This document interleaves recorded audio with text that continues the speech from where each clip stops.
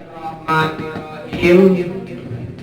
Pasal ini akan menjelaskan tentang kebolehan sholat ya tidak menghadap kiblat. Asal pokok menghadap kiblat merupakan syarat sah sholat. Sholat tidak sah kalau tidak menghadap kiblat, ya, menghadap Ka'bah. Ada gambaran boleh sholat tidak menghadap kiblat, ya, boleh sah sholatnya. Ya. Yang pertama, dikala situasi sangat kritis, ya, seperti sangat takut, ya, sangat takut, ya, menghadap kiblat. Di situ ada tempat harimau, tempat binatang buas, ya, menghadap ke situ pasti kita dimakan binatang buas. Boleh menghadap kemana saja, ya.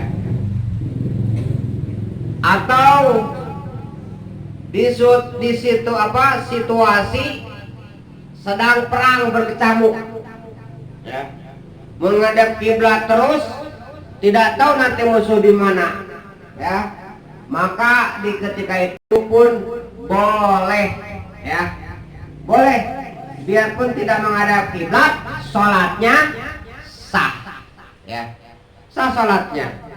Atau yang ketiga, apa, gambaran yang lainnya adalah ketika kita sedang di kebun atau di hutan atau sedang mendaki gunung, ya, GPS mati, ya, kompas nggak ada, ya, HP ngedrop, radio ada yang maling, cuaca kelem, nggak tahu kemana arah kiblat, ya, maka di ketika gambaran seperti itu boleh sholat menghadap kemana kita yakin, ya, yakin kita ke sebelah situlah, misalnya kita pokoknya ada pohon yakin kita kepada arah ke arah pohon, maka silakan laksanakan sholat di situ, ya.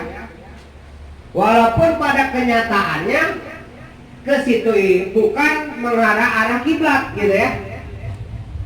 Terus gimana kalau kita sedang sholat, kita yakin misalnya arah kiblat ke sebelah timur, ya, arah kiblat ke sebelah timur, tapi enggak ngepas ke kiblat, ya. Pas sedang sholat, ya, kata tukang yang sudah tahu tempat sholat, hei Jang, sholat tuh menghadap ke situ, ke belah kanan misalnya kan, maka di ketika itu sholat langsung ngadap ke belah kanan, jangan dijawab dulu, misalnya Jang, sholat ngadap ke belah kanan, masa sih batal sholatnya kalau ngomong, langsung berbalik arah, ya, hadap kanan sedikit, ya, gitu kan, belok kanan boleh, ya, boleh, ya. Kebolehan itu pernah dilakukan oleh Nabi Muhammad SAW, ya, namanya ada di Mekah, namanya Masjid Qiblatain. Dulu Nabi sholat menghadap Baitul Maqdis, ya, pawalan walian naka, nah, itu kan.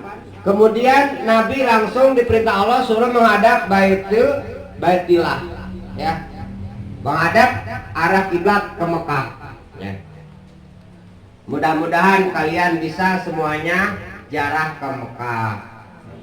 Nabung dari sekarang, bukan hanya cukup amin. Tidak cukup amin, amin.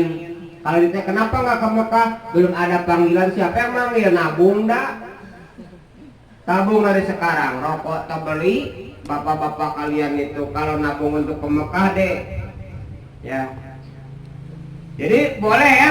Jadi boleh itu sholat walaupun tidak menghadap kiblat, sah. sholatnya. Ya.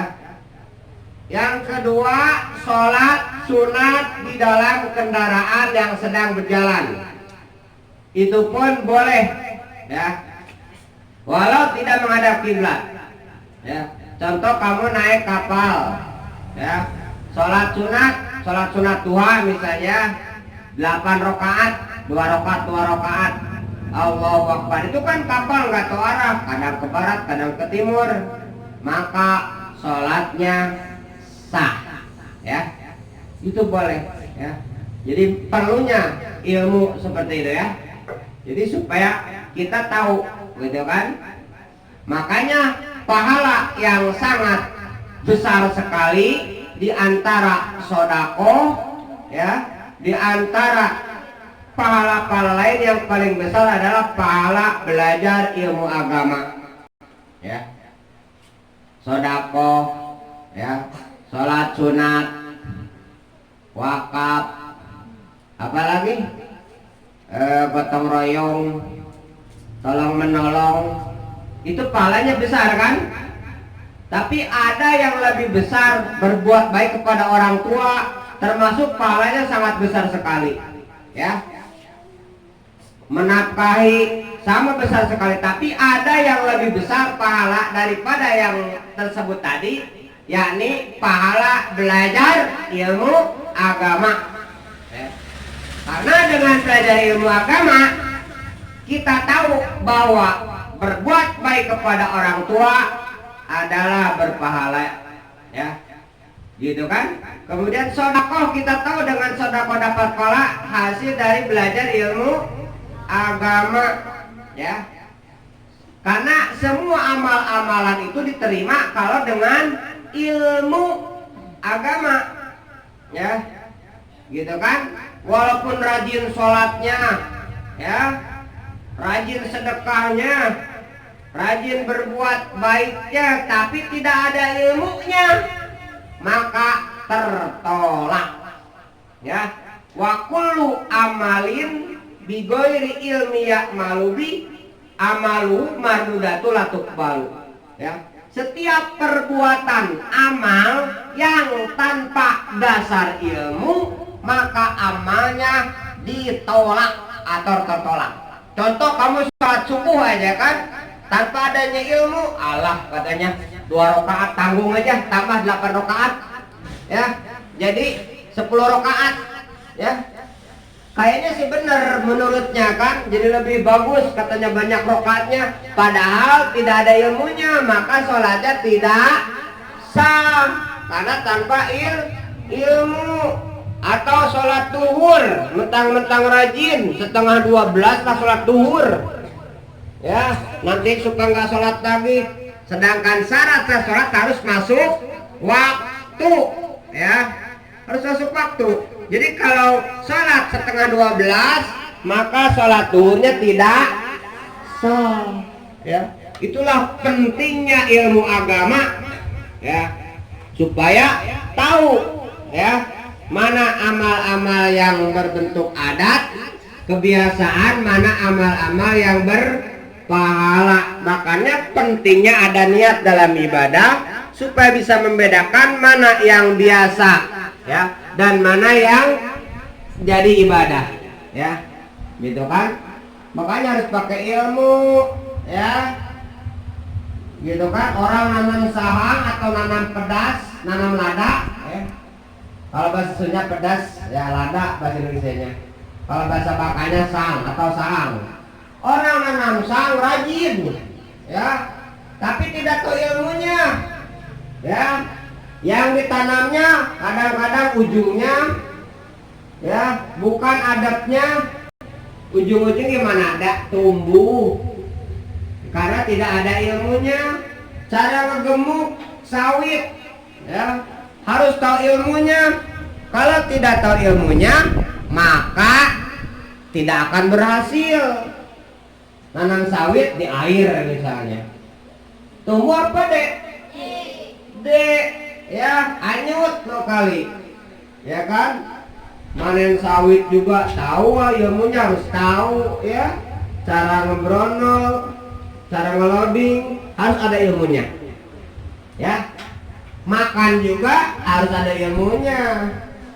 Ya, jangan kayak ayam coklat kata Rasulullah ya. Asal dipatuk telan deh dikunyah. Ya, ujung-ujungnya sakit mah. Ya kan? Harus ada ilmunya. Semua harus pakai ilmu, ya. Kamu naik motor pakai ilmu. Kalau tidak pakai ilmu langsung aja didorong.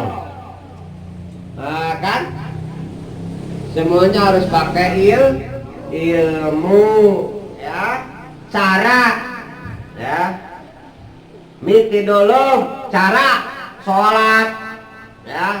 Harus tahu syarat sah sholat, yang membatalkan sholat, cara wudhu yang benar, syarat sahnya wudhu, fardu wudhu, ya.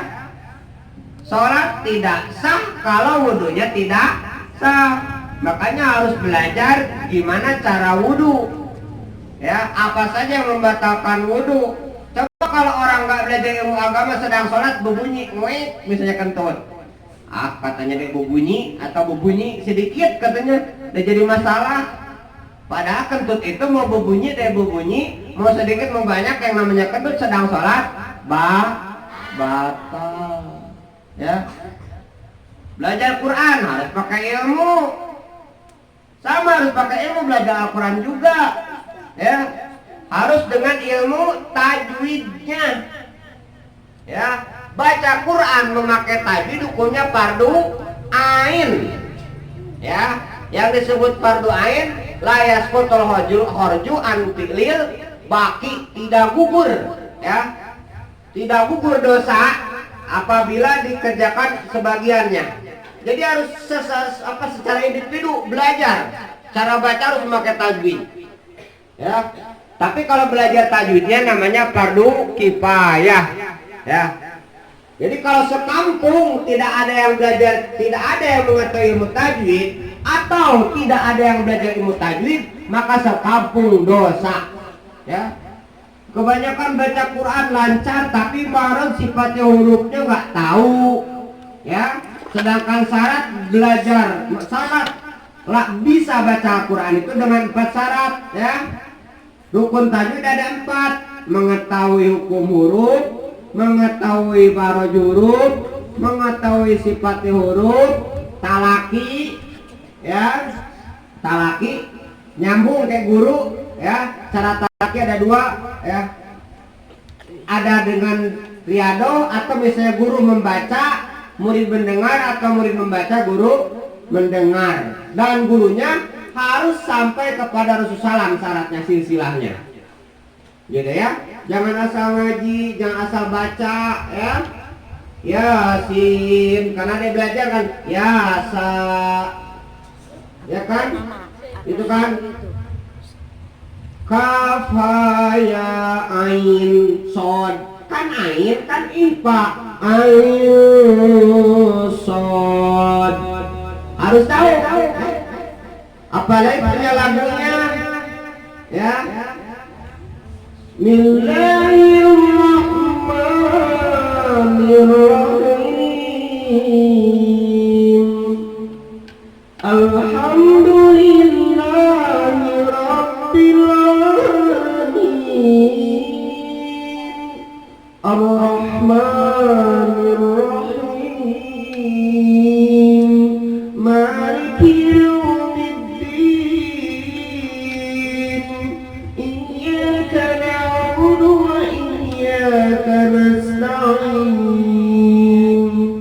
اهدنا الصراط المستقيم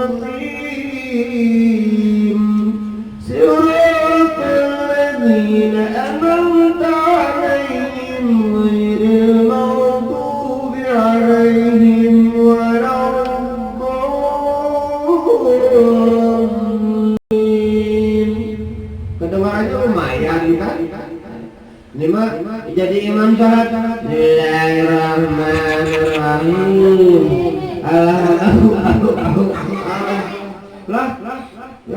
Berapa menit lagi ke kuburan lagi jadi imamnya?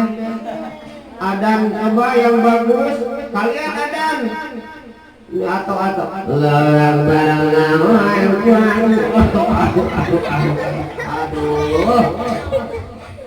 tampil coba anak-anak muda-muda, mau akbar gitu dong.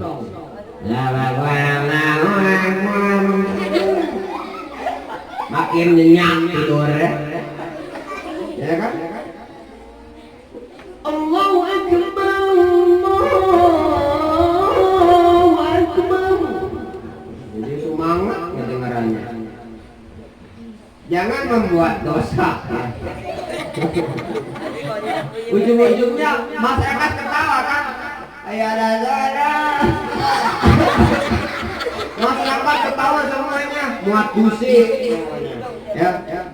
Coba kalian jadi pemuda-pemuda nih yang sudah SMK, SMP, Adam tampil di muka daripada ngemalu-maluin, tidak kan? Bacaan yang bagus, maka di sini kan dilatih mahraj, sifati huruf, belajar sholawat, ya, nasid, supaya pita suaranya jadi bagus, jadi kedengarannya bagus bacaannya. Dan cara ibtidah, cara memulai bacaan harus tahu, ya. Jadi jangan asal belajar, ya. Harus belajar membaca Quran harus dengan tajwidnya, marojnya, sifatnya, ya. Masa ada alham, ya. Alham harus bisa membedakan mana maroj sifatnya ha, kho, za, da, beda ya. Siratal lazi, emangnya ada hamas da? Siratal lazi ya. An'amta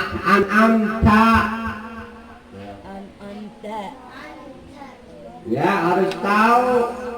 Apalagi sudah tahu imam-imam yang 12 atau yang sudah masyhur adalah qiraat sab'ah, ya.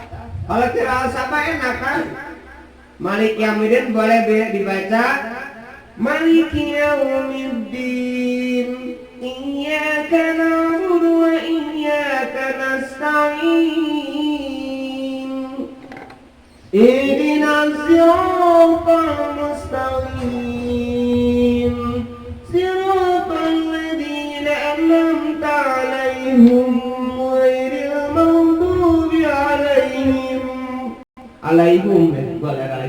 ya.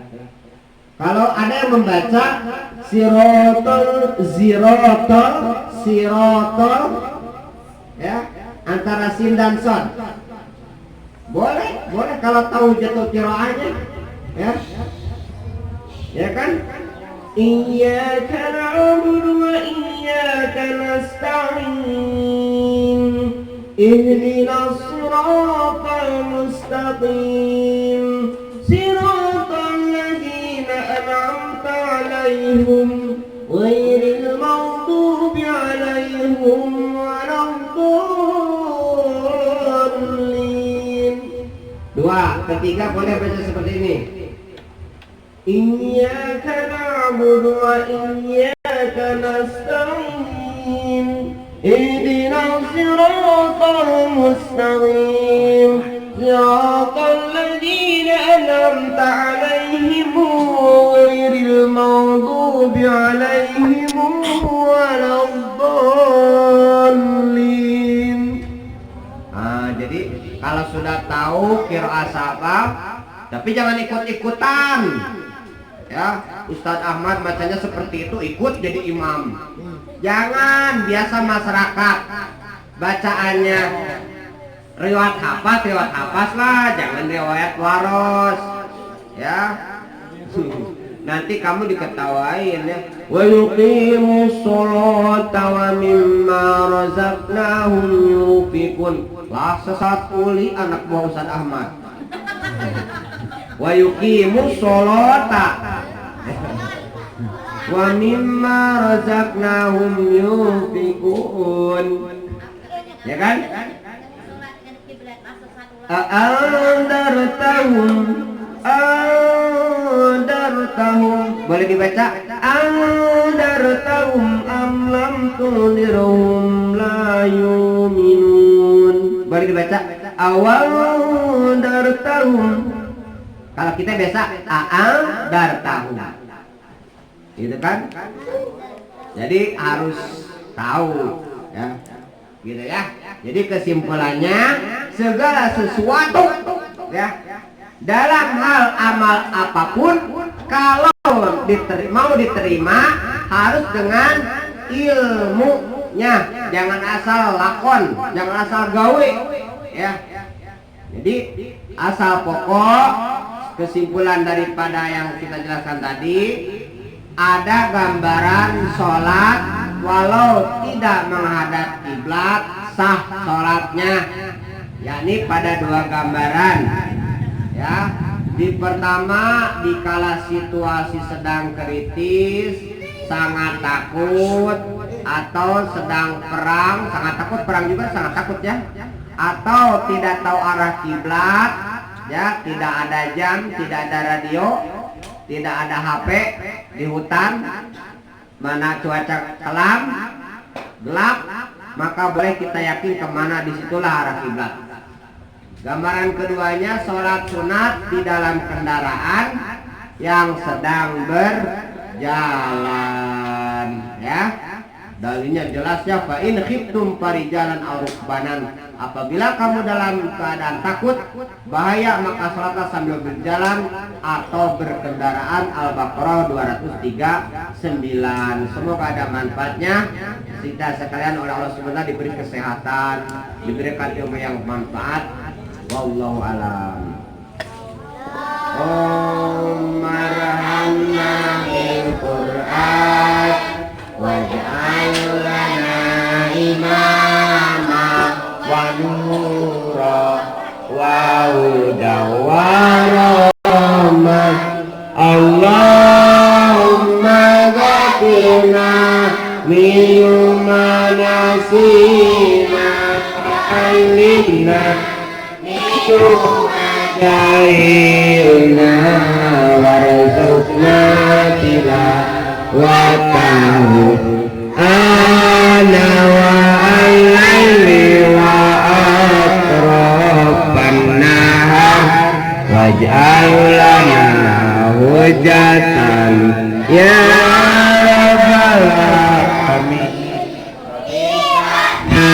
Bima alamtana Rabbi alina aladiyan fa'ur Rabbi pakina wa paki alana wa qarabati lana tibini tawasalna bita'alumi tawasalna bita'in antar zuqona wasilah wa antar zuqona aman.